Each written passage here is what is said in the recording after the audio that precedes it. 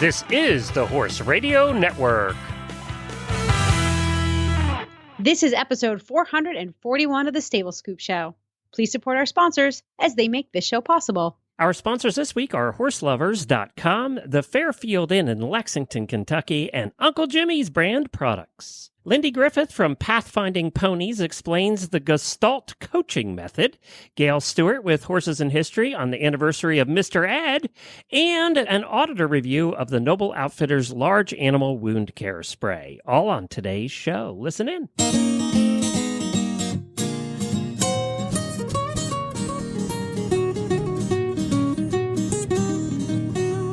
Welcome to the Stable Scoop, with weekly shows delivered right to you. With Helena and Glenn the Geek, live from the stable, it's every week. They bring you the news through hail or high water, while using their tails as their own fly swatters. So sit on down and laugh till you poop, cause it's time again for the Stable Scoop. Stable Scoop. The Stable Scoop. Stable Scoop. This is Glenn the Geek. And this is Helena B. And you're listening to the Stable Scoop Radio Show on the Horse Radio Network.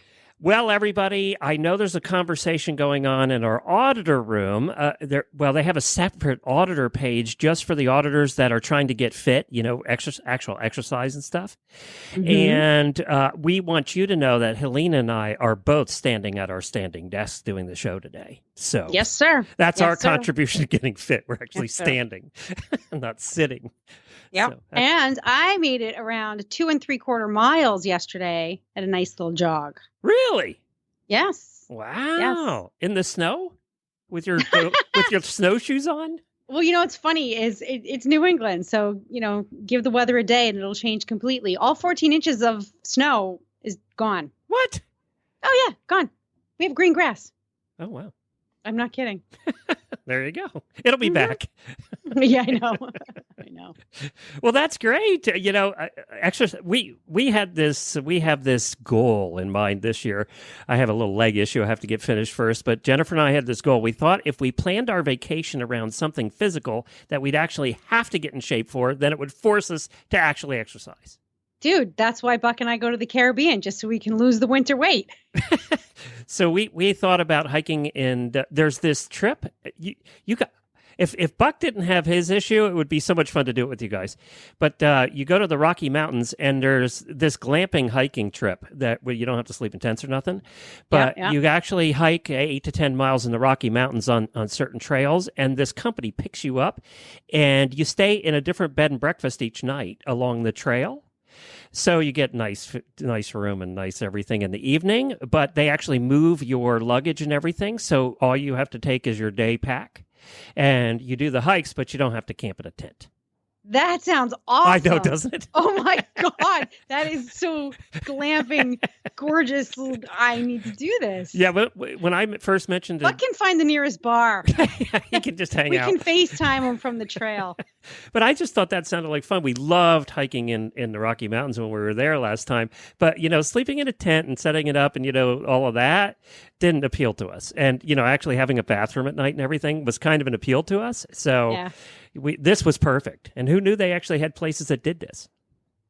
I had no idea. I really like to hike. I like to hike.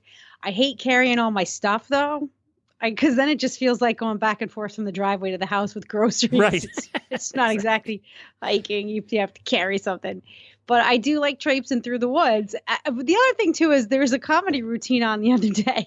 Jim Gaffigan, he was talking about hiking. Like, I don't get it. He's like, you go out into the woods and you basically make a big loop. You come back and you end up where you started. You don't get anywhere. You don't arrive at anything. There's no reward. That's why I like this, because it's like 5 days, but you're doing different trails each day, and you're kind of moving down the pike, Yeah, and you can take a hot shower at the end of each day. Exactly. I'm all about the hot shower. When I watch these videos of the people who've hiked the Appalachian Trail and how absolutely gross they get, because they haven't showered or, none of them actually pack any deodorant. They said, well, you don't even bother. So, and then I think, that's not really for me. The other thing that's nice about this company is if you get like 8 miles into your 10-mile hike and you're just too tired to go on, they'll come get you. They have a 4-wheeler and they'll find a way to come out and retrieve you. So I kind of liked all of that. You know what? I feel kind of gross. Like, this is so perfect for me. It's so wrong. And yet I did think about still you. want to do it. I did think about you. We could just we could set Buck up at, someplace all day, and then he could just meet us. There's lots of touristy things to do. He could go out and do stuff, and then you can come with us. Or bring Grace along, and just you and Grace come with us. Oh, that would be wonderful. Wouldn't that be fun? Mother, daughter, and aunt and uncle adventure. That would be pretty fabulous. Where is it again? What The Rocky Mountains. It's But what town? Colorado. It leaves out of Estes Park. Which happens to be one of the most beautiful towns we've ever seen in our lives. So I'm gonna Google. I'm gonna do a Google image. I'll send you a link also to the company so you can see what that's like. It sounds like fun. All right, well, we have a show to do. Let's get on with our show. First, we're going to hear a little bit from horselovers.com, and then on to Lindy Griffith from Pathfinding Pony. Well, we've been talking for a year now about horselovers.com, and the sales just keep on coming over there. If you head over to horselovers.com right now, and this is Tuesday as we're recording it, they have a 36-hour sale on Troxel stuff.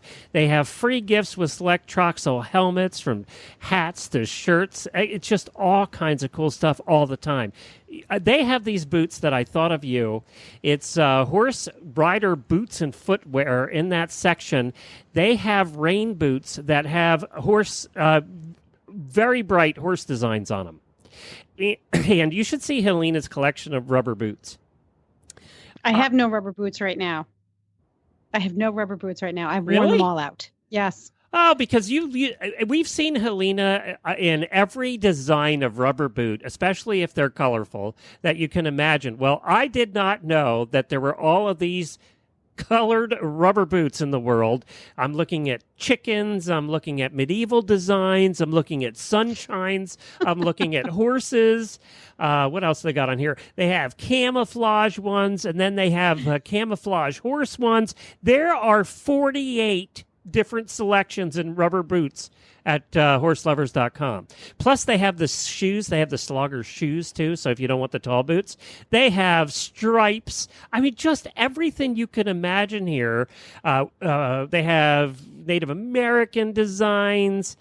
And this is just one section. When they say they have the largest selection of products on the internet, I believe them, because if you've got 48 selections of rubber boots, you have a large selection of products.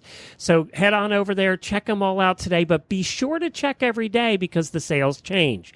Like the 36-hour flash sale on carrots will be something else by the time you listen to this show. So you constantly have to be going and looking. They also, on RFD TV, they did put out the second of the winners for their sweepstakes this year. So you have to go over to the website at horselovers.com and see more about that. Their makeover sweepstakes that we advertised. They put out the second of the winners and the TV show about that. It was really good. I watched it the other day. And you can find out where to find that at horselovers.com as well. We thank them for their support. And now, Helena, we're coming up on our first guest, aren't we? We are coming up on our first guest. This is intriguing to me because I'm always interested in how horses can help human beings. And, I kind of wing it. I really never know what I'm doing when I'm working with my horses. But this lady seems to know a little bit more than I do. We're going to welcome Lindy Griffith. She's from Pathfinding Ponies. And what she does is called Gestalt coaching, which is a method of psychotherapy involving the horse. The horse is sort of your prop. And it sounds a little touchy-feely, and it is, but as most of us know, including me, that, our horses can help us in a lot of ways. They can help us heal. They can help us overcome challenges. They can put us in our places, which I know all very well. So this is a very structured, old method for specifically helping people with emotional issues. So we're going to welcome Lindy and see what she has to share with us about the Gestalt method. Well, welcome, Lindy, to the Stable Scoop Radio Show. We're happy to have you here. Thank you so much for having me. I've heard of the equine Gestalt method before, but I can't tell you what it's about. I know that it's something good, and it has to do with human psychotherapy. And of course, anything that involves horses to that end is fascinating to me. For our listeners who have never heard about it, and for me, explain to us what the Gestalt coaching method is. Certainly. Gestalt was developed by Fritz Perls.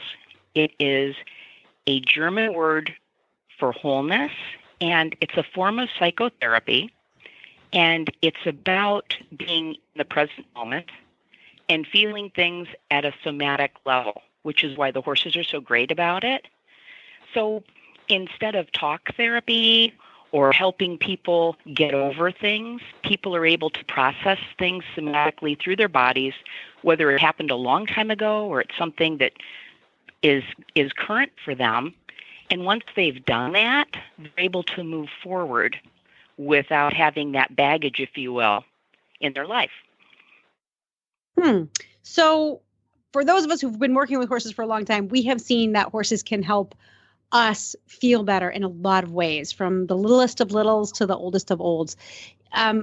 What exactly does the horse do in this particular method, other than just be a horse? How do they connect with the patient?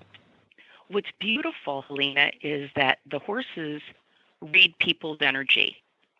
And as horsemen, everybody has seen people who are nervous beyond belief, and their horse responds to that. What our horses do in the Gestalt method is when a person, and in any method actually, if a person is consistent with their head, their heart, their feelings, and their energy, the horse is right there with the person. So, but if a person gets into their head and they're thinking things, or they're saying things that they may believe to be true but isn't the personal truth, the horse has nothing to do with them. So the horses do everything. They confirm a person's authenticity. All right. Give me an example of how that would manifest, a specific example of a situation where a person would be inauthentic and what the horse would do. How would that manifest in his or her behavior? Okay. It was my final exam up in Amherst, Virginia. I brought both of my horses because I didn't want to be that person who, like the mom on the Little League team, whose son was going to be the next Nolan Ryan pitcher. Yeah. And not all horses have the natural ability to do this, but certain horses, they've been through so much, they just aren't, they aren't there. It's not fair to ask them. And so I wanted Melissa Pierce, who's the founder of the Touch by a Horse program, to assess my horses and have my horses have the opportunity to work in front of her, so that if one of them just wasn't appropriate, or both of them, for heaven's sake, I wouldn't be subjecting them to something that wasn't right.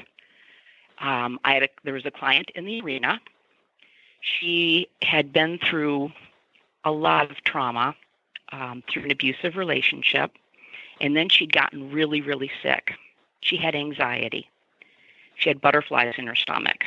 And when she was walking around the arena, my horse Chief, he initially, when she was walking around the arena, she wasn't even talking. She was just thinking about her situation and her life. My horse was disassembling the round pen with his little horse lips. And people are running around tying up the round pen with lead ropes. He was taking those little posts up and out, which was lovely.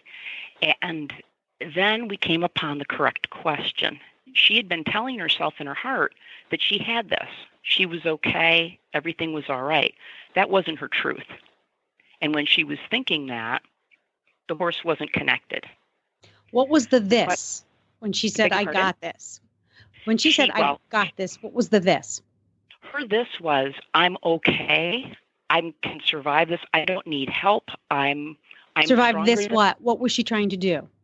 Oh, she was she was going to stay in an area where she had an abusive relationship. Oh, okay. So this was something. This was a situation that was outside of the arena at the time. This was a life situation. Okay. Yeah, sorry about that. Yeah. That's okay. Yeah, so she's thinking about this. She's processing this. Yep, she's Okay. processing that, and it's as we're raised that you buck up and you cowgirl up and you're going to be all right and you can do this and you're strong and all this stuff, and so she's walking around thinking that. And then the question was asked, what would think of someone who's meant a lot to you, and the right question was asked, and what would they tell you to do right now? And without saying a word, Chief flew across the arena, joined up with her, started walking right behind her. And at that point, we asked, what are you thinking in this moment? She said, I can't stay in this town anymore. And she started crying. She said, I need to leave. I can't stay here. I need to go someplace else. And it was something she knew in her heart. It was outside her awareness, but in her heart. And by doing that, by Chief doing that, she was able to recognize that her truth was, at least for short term, she needed to go someplace else. Whereas the other side of her had been telling her, you know what, I'm not going to get pushed around, or whatever it was she was thinking. But it was something that she truly believed with all of her heart. So she wasn't being inauthentic, but a lot of times we have beliefs or thoughts that we've been carrying around for a long, long time. Could be something that we believed from when we were really little that someone told us. We believe it to be true, or we want it to be true so bad we've got ourselves to believe it. But if if it's not true, the horse knows that. And they know that, and I see that through their body language, their connection with the person. So the horse sort of picked up on that energy and decided to stop playing around with the round pen and instead to join up with this person who has this new energy. Yes, she came from her head and into her heart, and everything was aligned, and then the horse was right there. Was she surprised? Yeah. Yes, she was. Were you surprised? No. Well, I never know what the person's truth is going to be because it's their own truth. Yeah. However, when the horses are so consistent, I had that happen on Sunday. I had another person over, and my other horse, Max, did the exact same thing. Only the person was there right from the beginning. She had something going on. Really, she was feeling really deeply emotionally, and he was following right with her. And as she's working on her things, when Max would go away, I would know that I'm not asking the right questions. I need to reframe the question. I have to get my client grounded.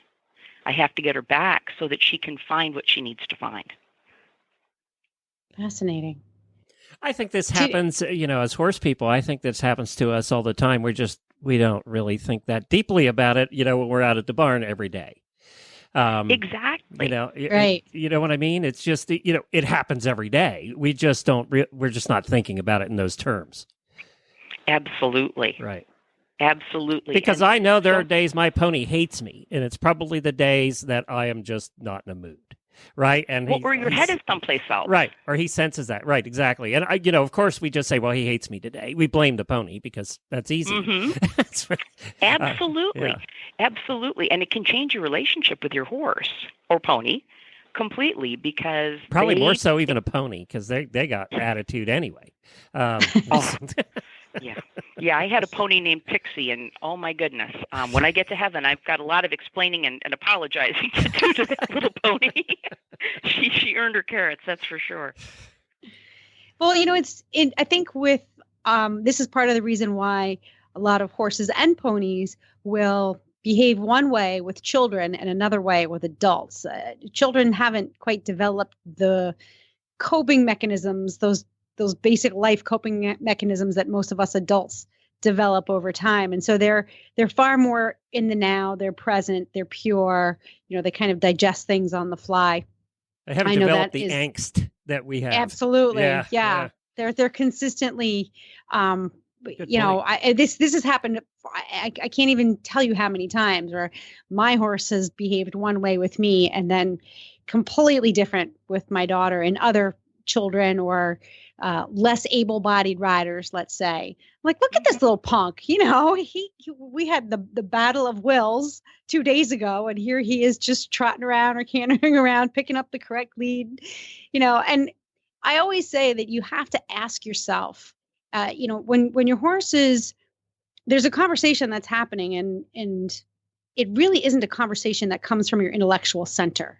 It has to come from a different center. And I'm guessing, Lindy, that the Gestalt method helps the person who's having trouble kind of get into that space, get out of their head and into this other space.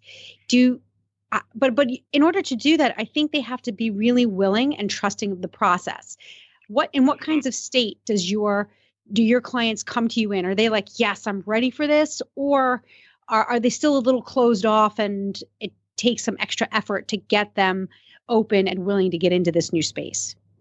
A lot of that depends on the client's typology, their temperament, because some individuals just by nature tend to be more in their head, and other people just naturally come from their heart and they're more grounded.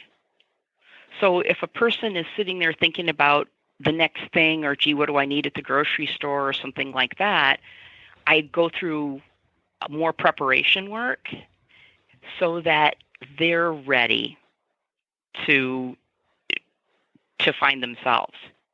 Interesting. Because it's very, and I was able to relate to that because when I went into the program, my background is engineering. We're about thought, thinking. We're in our head all the time. And feeling is something that, and feeling and being grounded and sitting still, for some people comes more naturally than others. And it's something that I really worked on while I was in the program. And it's interesting because as you guys were saying about watching your horses, I can tell from my horse's response how well I'm doing in that area. So I've had an opportunity to hone that skill over the past few years. And it's interesting. And when I'm working with clients, it's beautiful because the horses can teach boundaries like nobody's business. And one of the things I love to do is help people with connecting to themselves and then getting clarity around what they want and giving them confidence. And when you take someone who doesn't have a lot of self-confidence, who's never been around a horse, and they learn that with their energy and their intentions, they can move a horse, or they can do the things that I'm sure you've seen people do. They take that back into their daily life. And like, wow, you know what? I went in there and I respected the horse and I asked nicely, and the horse moved. And it's really empowering for people. And these are typically folks who have no horse experience before coming to you. I have both. I've had both. And actually the people without the horse experience are easier clients. Sure. Yeah, I bet. That's what everybody says that does horse type Blank things. Okay. Yeah. So, Lindy, where can people find out more about this method and your services? Okay. Well, first of all, on the method, the certification program that I was in was touchedbyahorse.com. So it's just like it sounds, touchedbyahorse.com. Mm-hmm. And then there's also the equine gestalt method. So it's egcmethod.com. My business is Pathfinding Ponies, IES for Pathfinding Ponies.com. So I'm there, and I'm on Facebook to learn more. And there's, I have videos and all kinds of things there. And some of the things, if anybody has any questions or anything, I have monthly meetings with women. I have a drop-in group once a month. We offer retreats, private coaching, and packages. Great. Well, we're going to put some links up in our show notes so that our listeners can find you easily. And thank you very much, Lindy, for sharing these stories and letting me pick your brain. Sometimes I like to dig in kind of deep. So I appreciate your willingness to go there with me. Lindy, do you have a program for a guy who doesn't like to think at all? Is there one for me? There's There is one for everybody, and if you ever want, I would be more than happy to come visit, and we could just do some just fun exercises because it's not all deep. Sometimes, we can do very light things. As the listeners just know, for fun. I'm not good at deep. So No, he's not. He's good at food, pretty Thanks, much. Lindy. That's not what he's good at. Yeah, absolutely. Would be honored to show you anytime. Thanks a lot. Bye-bye. Thanks a lot, Lindy. Bye. Take care.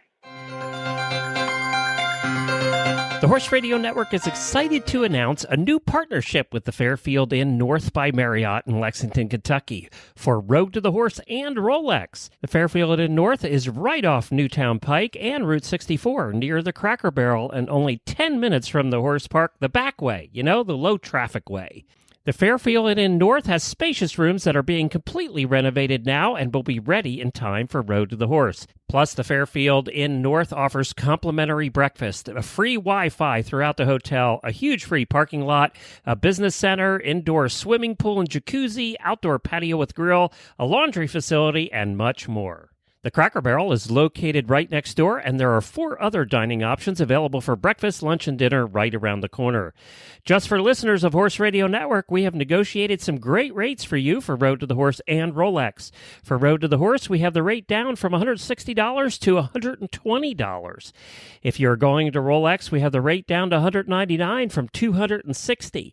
There's a very limited number of rooms available at these rates, so call in your reservations as soon as possible. Search for Fairfield Inn North in Lexington, Kentucky. It's the one on Hackney Place. You must call in your reservation and ask for the Road to the Horse or the Rolex Early Bird Special. So that's the Road to the Horse or Rolex Early Bird Special. Search for Fairfield Inn North by Marriott.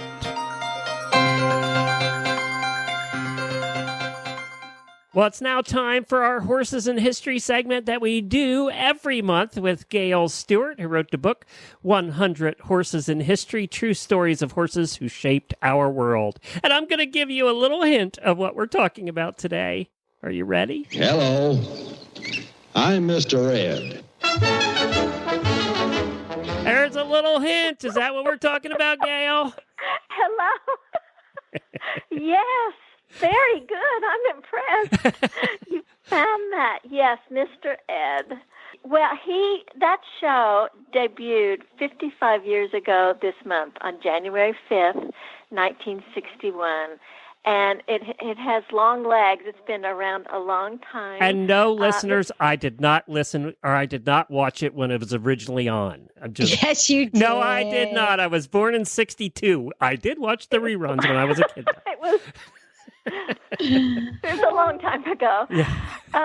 Yes, he was a very famous horse. The show ran for 6 seasons. And a funny thing, George Burns, the comedian, financed the very first episode. Oh, wow. I didn't know where his owners, Wilbur Post, he would talk only to Wilbur Post.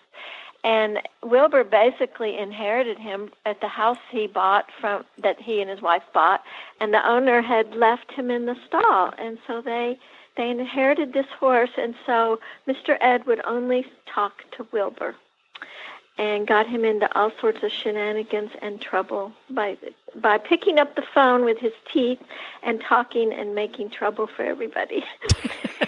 He was a beautiful Palomino. He was half American saddlebred, half Arab mix, and he had been a parade horse named Bamboo Harvester.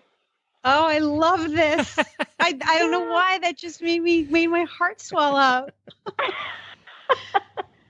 Well, I was looking at some of the old episodes, and he is a scream. He crosses his hooves when he's telling a lie, like a child would cross her fingers. He opens the stall door. He goes out. There was one really funny episode that ran in season 4. It was called Leo DeRocher Meets Mr. Ed, and it was in the 4th season. And Mr. Ed had on his Los Angeles Dodgers cap and had been watching the Dodgers lose, and he figured out why they were losing, and he called Leo DeRocher, who was the coach, and made believe that he was Wilbur Post, and gave him all sorts of batting tips as to why they were in this batting slump. So Leo DeRocher called Wilbur, and they all went out to Candlestick Park and watched the Dodgers bat and practice batting. And finally, he picked up the bat. He went over basically for a photo op to the mound or to the batting area, and picked up the bat with his teeth and hit a home run, and ran the bases and split into home. And it was just the funniest thing. I had laughed. I watched it last night and just laughed. It was a bit of a giggle, but it's old, but it's so funny. And the TV Guide named it number 73 as one of its 100 best television episodes of all time. And you can watch it. Just Google Leo DeRocher meets Mr. Ed, and it comes up in about 4 different places, and you can see the whole episode on TV. Is it true that they used peanut butter to get him to move his lips when he was talking? You know what? What it was, and the man who played Wilbur Post, Alan Young, said that for a long time it was a closely held secret, but it was a combination of peanut butter and something else. And yes, that's right. And it got to where the horse was so smart, when he saw Alan Young coming into a scene, he would just start talking, sometimes even without the peanut butter mixture. And so they had to devise a way for him to stop talking. And so the trainer took a crop and just kind of touched his front legs, and he knew to stop. But you're right, Glenn. That's finally what leaked out. It was a peanut butter combination. Probably like peanut butter else. And honey or something like that. Yeah. Did he ever have like a substitute or an understudy? That's a good question. No, good question, Helena. No, he didn't. No stunt doubles? No stunt doubles.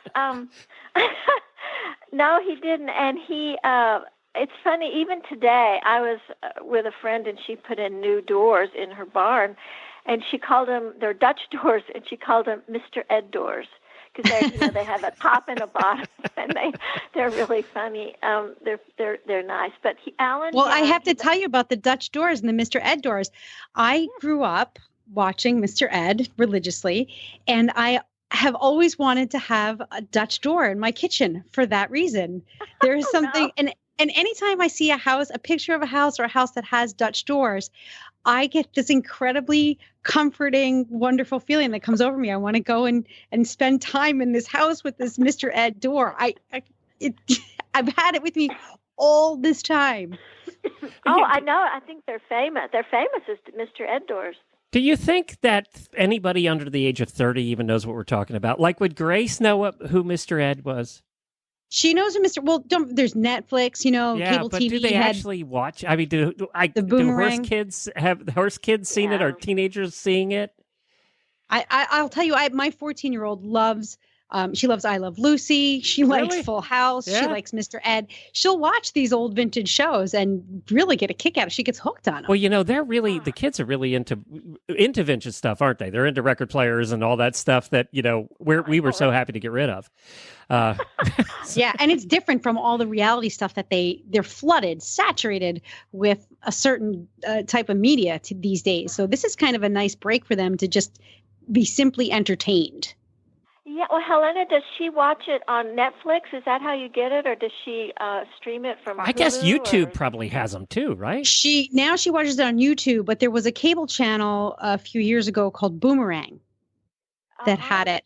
We don't have cable TV anymore, so I'm not sure if it's still around, but Mr. Ed was on Boomerang for a while. Now she just streams it on YouTube or Hulu, whatever she can find. Have her watch Leo. She will laugh her head off. I have a 13-year-old niece who's absolutely horse crazy, and she was visiting, and I pulled it up thinking she would love it. Well, she didn't. She got real indignant, and she said, "Auntie Gail, horses cannot talk." And she turned on her heel and walked out. It was like, well, excuse me. Oh, my. This is funny. And also, there's a literal kid. She's going to be an engineer. Yeah. Oh, she's kind of a snot when it comes to horses. She's in a pony club in Canada, and they're all real serious up there about all of this. But this morning also I watched for all the another Canadian episode. listeners, you can reach Gail at horsesandhistory.com. You just- Well, somebody email me and tell me that you watch it, because there's another one that's so funny. That's Clint Eastwood meets Mr. Ed, and Really? he's a very young Clint I'll Eastwood. have to look He's that on one up. Rawhide, and Mr. Ed is wanting to flirt with his new filly. And so it gets all involved with how he goes over there and he scares Clint Eastwood's housekeeper, and then he and Wilbur Post have all these talks about the horses, but it's a riot. And he said, it's so funny. He said, well, why Clint Eastwood rode bareback. Mr. Ed said that to Wilbur, and Wilbur said, no, he didn't. He didn't ride bareback. And he said, yeah, it's why his show is called Rawhide. Get it? So that's. I'm going to look that one up. I am a big Clint Eastwood fan, so I have to look that one up. Who knew all of this about Mr. Ed? It is one of those. There are a few series that that date back 55 years that really transcend generations, like Mr. Ed. And I think you play that music to anybody that's over 30, and they know exactly what it is, right? And. Go ahead. Well, I was just going to say, the one thing I miss in series today is theme music. I really miss that they don't do theme, like MASH. Any one of us that hears that knows exactly what that show was, right? And the other one is Hill Street Blues and, those kind of shows. You know that music because a lot of it became top 20 hits. That's true. Yeah. I do miss that. Well, they defined the generation. Yeah. Yeah. Well, Alan Young wrote a book called Mr. Ed and Me. That's how important this was to him. And he said, Mr. Ed was an actor who was humble, always ready to please, asked for so little, and carried me on his back all the way. And I guess they were good friends. Oh, that's cool. That's cool. Yeah. Well, this has been great, Gail. We are running out of time, but I want to tell everybody they can find your book. Just go to Amazon. You can find it, 100 Horses in History, True Stories of Horses Who Shaped Our World. Do you have a website or place that you want to send them to? Yes, I do. Gayle, Gayle, at 100horsesinhistory.com. Okay, and I'd love to hear from anybody. And if anybody has some suggestions for new horses to go into another book, I'd love to hear it. Sounds great. And let's just hear one last time. Hello, I'm Mr. Ed.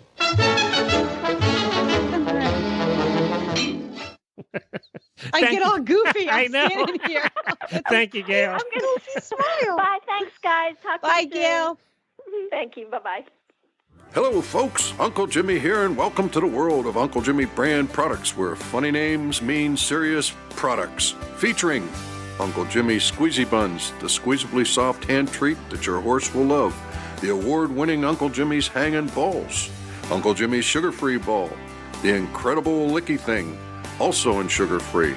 The amazing Uncle Jimmy's Pecker-Wrecker. And the Big Licky. The infamous Uncle Jimmy Hangin' Ball was first designed by me for my own horses to help reduce the bad habits which come from stall boredom. It now can be found around the world. This nutritious, flavored, filled boredom buster will help keep your horses occupied and happy around the clock.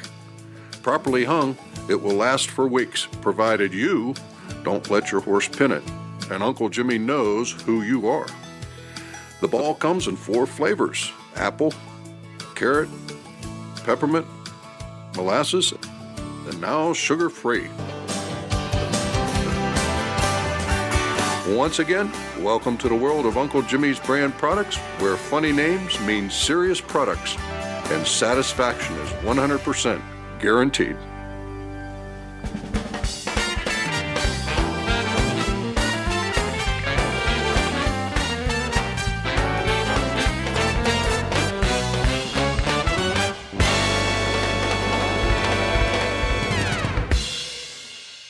And now it is time for the Tack and Habit segment, brought to you by HorseLovers.com. And we have Auditor Jill Ickes with us to talk about the Noble Outfitters Large Animal Wound Care Spray. So, first of all, Jill, what part of the country you live in? I live in Pittsburgh, Pennsylvania. Where it's Just in warm and sunny all year. So, It said it's 57. It's 57 degrees right now, so it's Not too good. It's bad. good. I went outside. I don't have a jacket on, and I'm like, whoa! I know people down south, 57. You're probably wearing a parka. That's right. Yeah, lighting we're fires like and in stuff. winter clothes then. So this is a tough product to do a review on unless you have something with a wound, right? So tell us about that. Okay. Well, how about I just let me start with what it's about. So Okay. basically, it's a veterinarian recommended proprietary formulation. It's supposed to improve wound cleanliness, enhance recovery time on wounds, such as they have listed scratches, rain rot, any abrasions, surgical sites, ringworm, mange, staph, and cinch fungus. So how I approached this is I took it to our barn, and we have a mare with severe skin allergies, so we tried it on her. We had a new guy at the barn who gave us quite a few cuts and scrapes on all the other horses. And then we also had a scratches outbreak basically throughout. Pretty much every horse had at least some level of scratches on their body. So we definitely put it through the ringer as far as who and what we tried it on. But basically, the first thing I kind of wanted to go over was it claims to be a very non-toxic and safe for like sensitive areas on the animal, such as the nose and mouth. So if it's ingested, it's a food grade level, so that, if you get it in your mouth or whatever, that it's supposed to be okay to do so. And so I was kind of looking at the ingredients on it to kind of really try to figure out what is this that I'm putting on the horse. So it says that it is a blend of alkyl sulfonate and alkyl sulfate. I think I'm saying that correctly, about 18%. So basically that's just, I guess, an organic compound class of alcohol and sulfuric acid, which is essentially the same things they use in liquid soaps, detergents, toothpastes, antacids, and other foods. And so I guess I got a little scientific here because I wanted to be thorough. There's like a 20% mixture threshold of irritation. So being that it's only 18% out of the 100%, the whatever it's made out of, it's supposed to be good on horses who have extremely sensitive skin, which I did find to be the case with, let's say, Bella, our mare. When you sprayed on any of their cuts or any of her skin, it didn't seem to irritate her skin very much or sting when you put it on the horses. So if you have a very jumpy horse that's, sensitive to cleanings, like if you're trying to get the soap and water after them and they're just not having any part of it, this might be a better option for you because it just sprays right on and it comes in either that foam or just a regular spray. And the foam kind of like tingles up and looks like it's, it looks like it's cleaning. It has like a little fuzzing action, a little bubbling like hydrogen action peroxide when you put it on a cut. Kind of like that, yeah, kind of like that, but without all that sting and the crazy thrashing about that. I'm sure that would probably give you if you just use the hydrogen peroxide. Boy, she must have saw me putting it on my cut. But you know what? I didn't try it on myself, so I'm not real sure if it would actually work on people. But I guess it could. I mean, that's one thing we didn't do. So I know that was a little scientific, but I kind of wanted to look into what it was, being that it was non-toxic. Yeah. So it is a natural component that find it does claim to, organic compounds is the alkyl sulfate and alkyl sulfonate.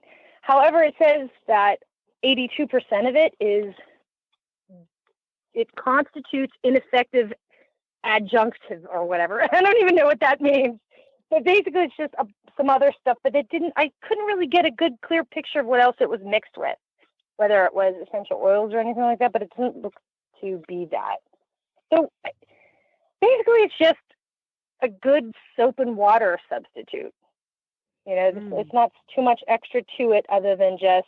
Well, the big bottom line question, though, Jill, is did it work? It did.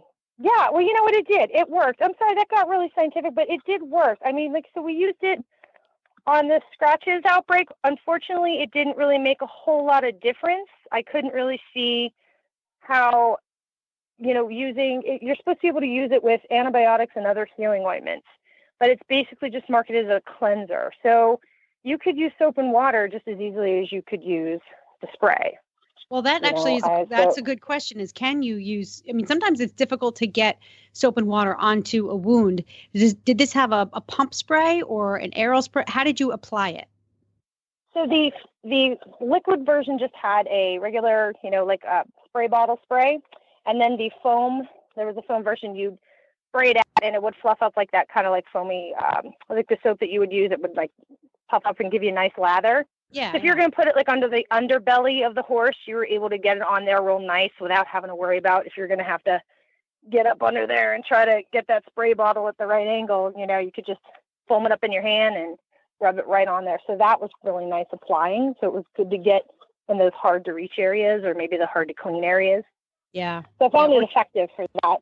Or twitchy horses. Sometimes if I go to put, just a warm washcloth to clean a wound, it's difficult because he just keeps twitching and, moving away from the painful sensation. So I'm all about anything I could pump on or foam on to get in there. Well, this would be excellent for that because, like I said, it does not sting. And good. So we put it, and every horse we put it on, that they didn't even flinch when it was. Do you remember as a kid? I don't know. This may be going back before your time. Do you remember Mercurochrome? Oh yes, Mercurochrome. I've heard of it.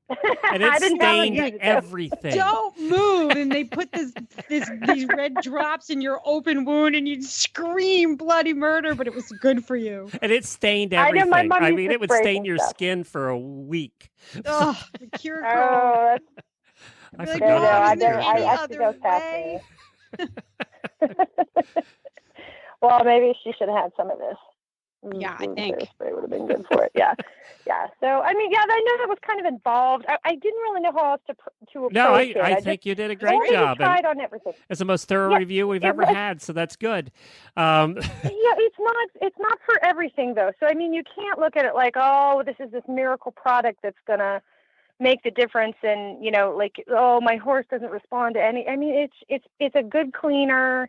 It's a solid product if you're looking for something to put on a kite. Like if you're one of those people that just I have to clean this with something, So this would be one of those things that you could carry around, and it's you could put it right in your first aid kit. So if you were going to a show, or if you were trailering somewhere, or even just on a trail ride and you weren't able to get to soap and water right away, I think that would be a better option for you to have on hand because they're small bottles and you can just kind of tuck them right in to your saddlebags or your tack box. Take it right with you.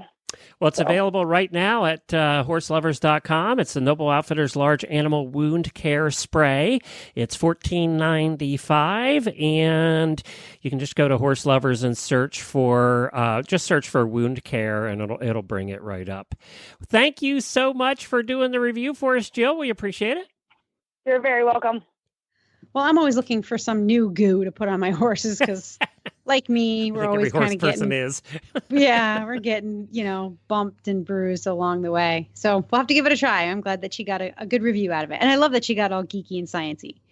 All right, up next. Well, before we wrap, I have to tell you we did something kind of fun this weekend. What'd you do? Well, it did not involve riding. Really? But it did involve my horses. Oh, okay. So we had about 14 inches of snow last week, and it was awesome and beautiful and wintry. And then it got up to about 50 degrees, and all 14 inches melted. And it's the temperatures up here in New England have been around the mid 40s, believe it or not. So it's been really, really nice around here. And my trailer was parked in the field. It was stuck there in the snow. And I thought, oh, great. Now it's going to be too muddy to get out. I had left it in my field for trailer training, right? Which if you've been listening to Stable Scoop, you following along, you know that I've been using some of Monty Roberts' methods to help Brody load more comfortably into the trailer. And we've been having a lot of success with that. But, basically I couldn't do anything for like 3 weeks, almost 4 weeks. The trailer sat in the field. I was working. My horse is sitting around getting fat. What am I going to do? So it was really nice out. And I said to Buck, let's do some trailer training. And he was like, okay, how do you feel about, if the horses are good with it, we'll put them on the trailer and we'll do another drive-by, where we just put them in, we drive them around town, and then we unload them and we call it a day. So I was like, all right, that's cool. Why don't we drive down to the beach because there's plenty of room to turn around and it's quiet. There's nobody there this time of year. We'll make the loop and come back home. So we got halfway down to the beach and so first of all, the horses were fine loading. Like they never had a problem, either of them. We popped them right on. It was great. Closed up the doors. They were hoping you were bringing them to Florida.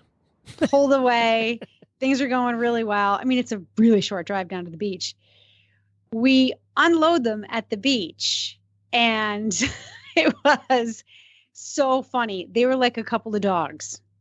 Now, Brody's never been to the beach not under saddle, right? I've always ridden him down to the beach and ridden on the beach. I've never just taken him on the lead.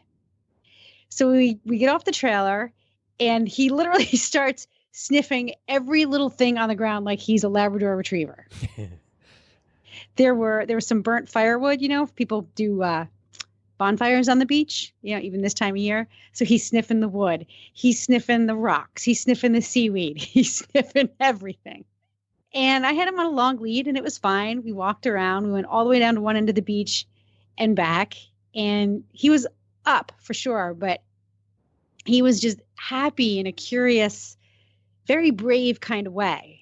He was really, as you would expect any normal horse to be. When we came upon some kind of moving water, whether it was the tide or we have some of these, there's a big salt pond that lies just to the left of the actual beach. And then it breaks through sometimes when the tide comes up really high. So it creates a river that flows from the salt pond right out into the open ocean. And sometimes it's a calm little trickle, and sometimes it's a raging river. Well, it happened to be raging on Sunday, and it cut out like a cliff from the beach and the rocks, So Brody was able to walk right up to the edge of this raging beach river and peek over. It was so cute. He got all the way up to the edge, and he's like craning his neck to see what the sound is.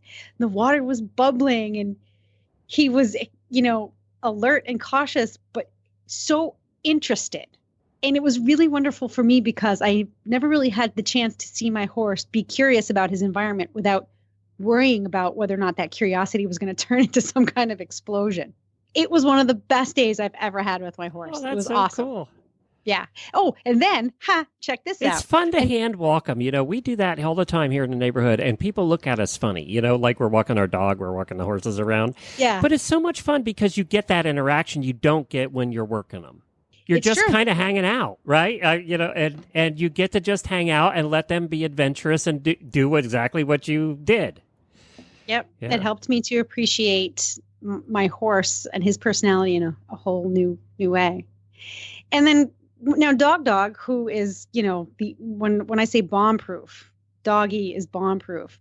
He was like, yeah, all right, kid. He was just looking for grass, right? Anywhere he could find grass is what he was interested in.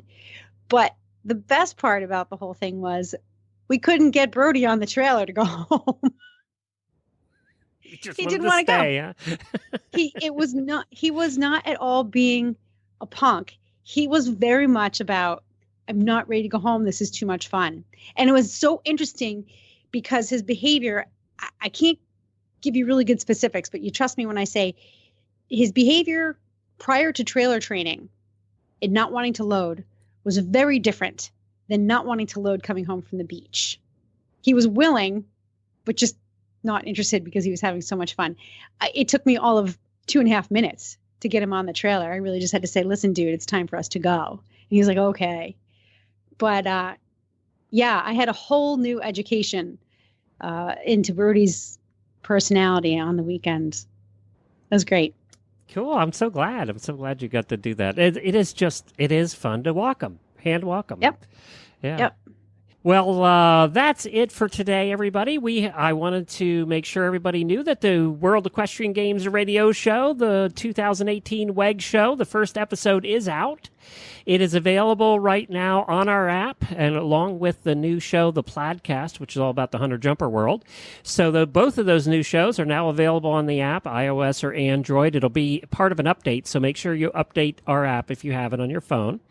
It's also the WEG show is pending approval on iTunes right now. Probably by the time this goes out, it'll be approved. And so you'll be able to find it on all your podcast players here in the next week or so. Samantha and I had a lot of fun doing episode 1. We spoke with somebody from the WEG press office and kind of gave us an update on what's going on at Tryon, how they're getting ready. You know, it's a massive undertaking to get done in 18 months. And then we also talked about what we're going to be doing on the show over the next 18 months. And I have to tell you, Samantha and I were giddy like teenage kids because I bet we were you are. back, it's back getting all excited for the WEG again. So, of course, we did the show 8 years ago for the World of Question Games in 2010. If you'd like to listen in, just head over to 2010wegshow.com or horseradionetwork.com or the app or however you listen to our podcasts. So that's the exciting news there, and that's about it for this week. We will see you all again next week. Don't forget, you can find details about today's show. Go to stablescoop.com, and you can get our app, iOS or Android. Just search for Horse Radio Network in the App Store. And if anybody can tell me why we have been getting hundreds of downloads from China of our app in the last couple of weeks, I'd be glad to know, because I have no idea why. If you're listening from China, please drop me an email at glenn@horseradionetwork.com and tell us how you heard about the show. And I hope you speak English, because otherwise I'm not going to understand the email, nor will you understand this. But I have no idea why it's happened. So that's it. And you can find Helena's show at thatnewportshow.com. Every Thursday, Buck and I are chatting about love, life, and romance in the most romantic city by the sea, Newport, Rhode Island. Very good. Thank you, Helena. We'll see you all next week. Ciao. That's wrong. No, I know. I was trying to change it up because I'm thinking Italian love, romance. Fine. There will be more next week. Until then, happy scooping. There you go.